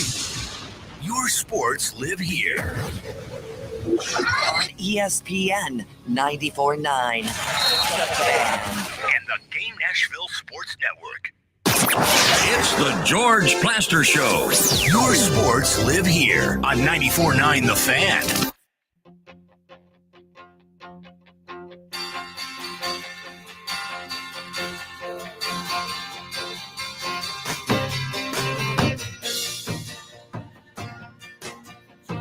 Okay, as some of you know, Larry Schmittou is the man who brought baseball back to Nashville. When he brought the Nashville Sounds into existence in that 77 and 78, 1978 time period. Now he runs and owns the Strike and Spare Family Fun Centers in and around Nashville and some outside of Nashville. He and I have gotten into it over our picks against the spread. He made clear to me a week ago that my picks suck. Unfortunately, he was right, and I fired back and said, if you think you can do better, we'll let you pick during the next round of the tournament. Larry is on the line with us. Larry, before we get to the fun and games, you know how I feel about your bowling facility and the people that work out there, because man, what they have done for the Plaster and Friends Celebrity Bowling Night is incredible. Talk a little bit about those family fun centers first. Well, George, I'm proud to say we own 15 bowling centers in 4 different states. We have between 2 and 3 million people bowl in our facilities every year. We have over about 4 million games bowled. I've got 550 wonderful employees that do their work. It's a hard job. And, we're open 7 days a week, 16 hours a day. But, we got fun for all ages. Some of them are real serious bowlers. For instance, where you bowled at Hermitage Lights a week ago Monday on one night. We had 5 300 games, a 299, 3 800 series. One guy rolled 30 strikes in a row. So those are serious bowlers. And then we have the open play, the birthday parties, the fundraisers. And my favorite group of league bowlers is the special needs kids that we have at every center to watch their parents intercede with those wonderful kids. Some of those kids are over 30 years of age, and some are 3 or 4. But we had a special need kids bowl 300 game. That was about as special as it gets. So I'm very proud. I've been in it 25 years. It's customer related. We dwell on treating people, give people what they want when they come in. If they want to pay by the hour, or want to pay by the game, or if they just want to play some video games, or if they just want to have a hamburger. We try to do our best to please the different groups. Like Sunday night, we got here in Hendersonville, I think between 700 and 1,000 people celebrating Ramadan. So, we have a wonderful staff. They do a great job. I'm proud of them. Well, I'll echo that, because they've allowed me to take this thing farther than I ever dreamed with the underprivileged kids bowling that we do from 3 to 5 p.m. on the night of that charity event. But, Larry, I don't guess there's any charity right now to this basketball. The truth of it is you should have been 4-0, and I should have been 2-2 in night number one. But I am thrilled, thanks to Arizona, to say we both ended up 3-1. Well, you should thank Duke because their philosophy is let them go ahead and score 2 points, and then we'll get the ball and shoot free throws. That's what they did. So, in the last 2 minutes, but things happen. So, I figure, you've already put your wallet out and said, if I win 6, you're paying Monday. Yes. You didn't expect I plan to go at least 3-1 this week, tonight. You didn't expect that, did you? No, I certainly don't. I believe it when I see it. Okay, Billy, why don't you run through what we did last night, and we'll go through tonight's games with Coach. Larry had Alabama minus 4.5. The Crimson Tide covered easily, hitting 25 threes, an NCAA tournament record. He also had Florida minus 6.5. The Gators covered against Maryland. Arkansas covered the 5.5, but of course lost the game there in overtime to Texas Tech. And Duke won the game but didn't cover the 9.5 in that one last night. George, BYU plus 4.5 did not work out, of course, there against Alabama. But you got to win with Florida, Arkansas, and then Arizona covered the 9.5 against Duke. Okay, Larry, let's get to it. I don't think a lot of people thought the Ole Miss Rebels would be in the Sweet 16. They get Tom Izzo and Michigan State tonight. Where are you going with it? Well, George, I never, ever would pull for Mississippi. You know that. You know why. So yes, I'm taking who is there playing? Michigan State. I'm taking them. Michigan State minus 3, and the truth of it is I am too. Now, Larry and I disagree on the next one, and I happen to think I've got a better shot than he does at this one. Kentucky and Tennessee, lay it on us. Well, I'm going with Kentucky, but I personally believe Tennessee may win, and I won't be sad. I think Rick Barnes is a quality guy. But I'm certainly going to Kentucky in the points. That's going to be a terrific atmosphere. Yeah. In Indianapolis. Okay, here's another one that we disagree on. What was I getting on that? About 9 points. On Kentucky, you're getting 4.5, but I'll give you 5 if you want it. I want it. Yeah, I want it. Need every point. Okay. Billy, make note of that. Got it. Kind George gives him plus 5. Yes. Okay, Michigan, Auburn. Not many people had the Wolverines getting to this point. Larry, what do you think? I think I'll lose this one, but I'm not going with Bruce Pearl on any game. So I'm taking Michigan and how many ever points I get. You're getting 9. Great. I need more than that. They got two great big old guys. The first time that one of them guys drive in there, they'll be back on the bench because those 2 guys are physical for Michigan. Yeah. In particular, the kid Golden, who played at FAU. So Larry's going Michigan. I'm taking the Auburn Tigers. I think we're both agreeing on the last game, which is Purdue. How many points I'm getting on Michigan? You're getting 9. 9, all right. Yeah. And then last but not least is Houston and Purdue. And I get the feeling you're going with the chalk. I'm going with Houston, yeah.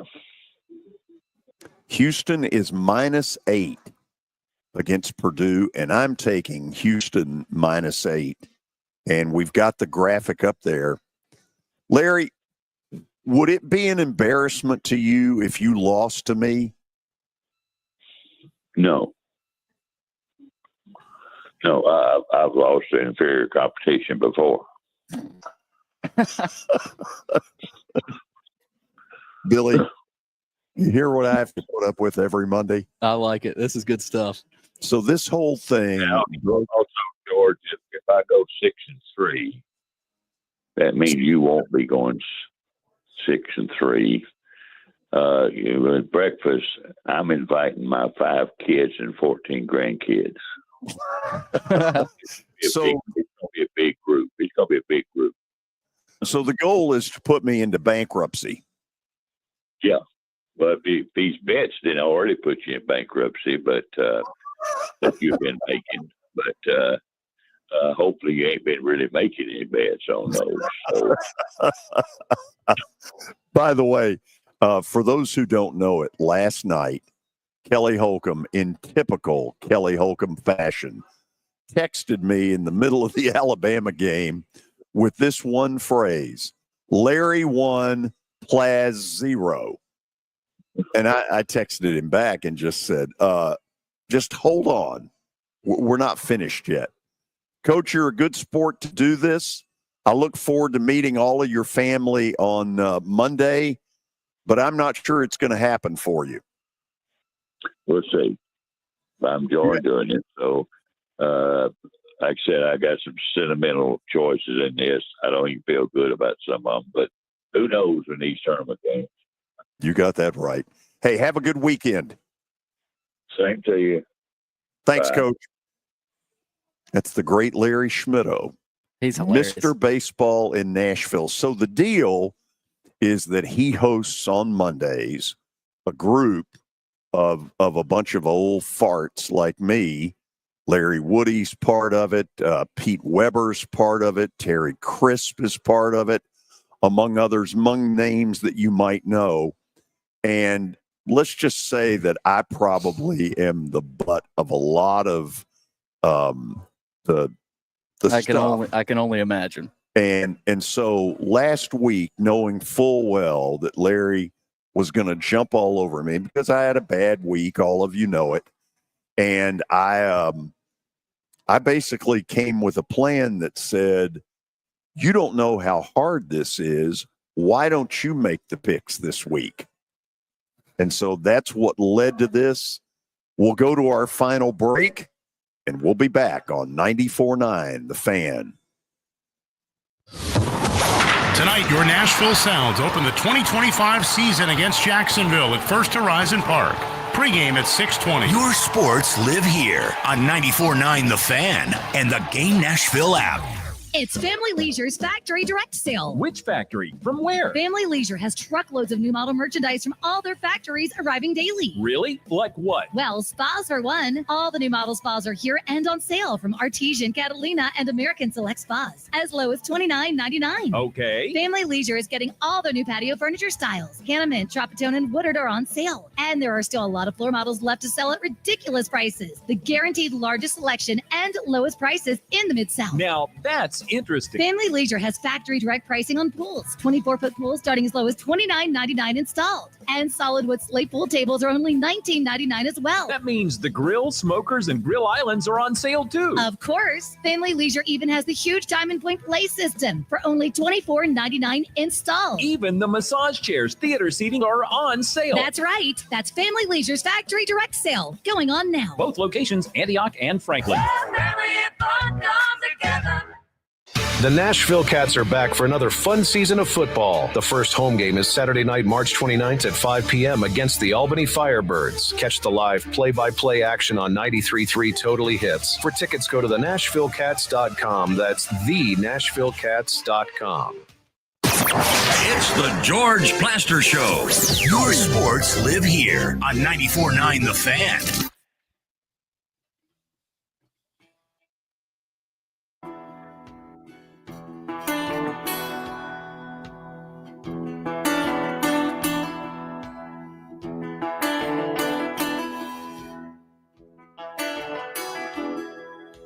So, Billy, who do you think wins tonight's competition? I thought you were going to say the game. Tonight's competition. Let's take a look at these bets again. Both got Michigan State. I think what separates this, well, But Larry's got Michigan, and I like Michigan. I think you tie again. I think Larry goes because he has Kentucky. Do you think he gets to 6? I think he gets Michigan State. I think he gets Michigan, and I think he gets Houston. But so I you think he gets to 6, and I'll be bankrupt by late Monday? Yeah, I think he gets 3 tonight, goes 3-1. I think you get Michigan State. I think you get Tennessee. I think you go 3-1 as well. I like Tennessee a lot, but I like Michigan overall to cover at least against Auburn. Maybe not win, but cover. That feels like the one that's going to decide this. The Michigan-Auburn, yeah. But of whether he can get to 6. Yeah, but Kentucky and Michigan, he went on a little bit of a limb there twice, but you went chalk. Well, so. I went once because initially I was going to take Michigan, he was going to take Auburn, and he flipped on me. And then you reflipped. Yeah. Yeah, but I don't know. I don't know what to think. I know that if Auburn gets on a roll, they could win the game in double digits. But nobody seems to have been able to get on that roll with Michigan. They keep the game in the upper 70s. Mark Griffin's right. They don't need to get into a game where it's 90 to whatever. Yeah, it'll be Auburn gets to 90, I win. Yeah, I feel like that's either a blowout Auburn win or a tight game where Michigan covers pretty easily. I don't really think there's a ton of in between. And then I think Tennessee wins, but even that 4.5 number is tricky. Like that I could see that really coming down to the wire there on whether or not Tennessee covers. Yeah. I do think they win, though. Obviously, Kentucky has more of the tournament experience over a long period of time than damn near anybody. They have more tournament experience than Tennessee. I can't think of a game that has gotten more attention between these two teams. They've never played in the NCAA tournament before, so there's never been as much at stake. Now, yesterday when Dick Gabriel came on, he brought up the Bernie and Ernie era. Bernard King went to Rupp Arena. There's a famous play where he throws in a shot falling down that propels Tennessee to a big upset of Kentucky. And that was a huge moment in that rivalry. There have been a bunch since then. Dale Ellis under Don DeVoe dominated Kentucky for a couple of years. They couldn't stop Dale Ellis. Kentucky certainly had their moments as well, but none of them have had national title implications like this one does. This is such a big game for Tennessee. I mean, we talked about now or never with Lipscomb. If not this year, when do you make the tournament? When does Coach Acuff push through and knock that barrier down? Well, he did. Tennessee is right there. And who would you rather? I mean, wouldn't you rather do it against Kentucky? I know this may not be the team, the staff, and the players wanted to face. I mean, who knows? Maybe they wanted another crack at Kentucky. I know the fans are nervous, but, I mean, this is set up perfectly for them to get revenge on Kentucky and, obviously root for Purdue in that next game. If they get Purdue, they'll probably get Houston, but this is the biggest Kentucky-Tennessee game maybe ever. I mean, it certainly has. It certainly has more. It has more riding on it than any of them because the winner is one of the final 8 teams competing for the national title. Now, add in the fact that you can call it whatever you want. They hate each other. Oh yeah, they've always hated each other, and the hatred has gotten a little stronger in hoops. Because Tennessee has risen up to the level Kentucky used to be at. Yeah. It's pissed off the Big Blue a little bit. This is going to be great stuff. It's going to be cinema, theater. I can't wait. Okay. And I'm not super confident Tennessee wins, but I think they do. And we'll find out Monday if I'm bankrupt. Yes, and if you have to serve the entire Schmittou family. Okay, We're done. All of you have a great weekend. If you're out and about this weekend, do it safely because we want you back safe and sound on Monday on 94.9 The Fan.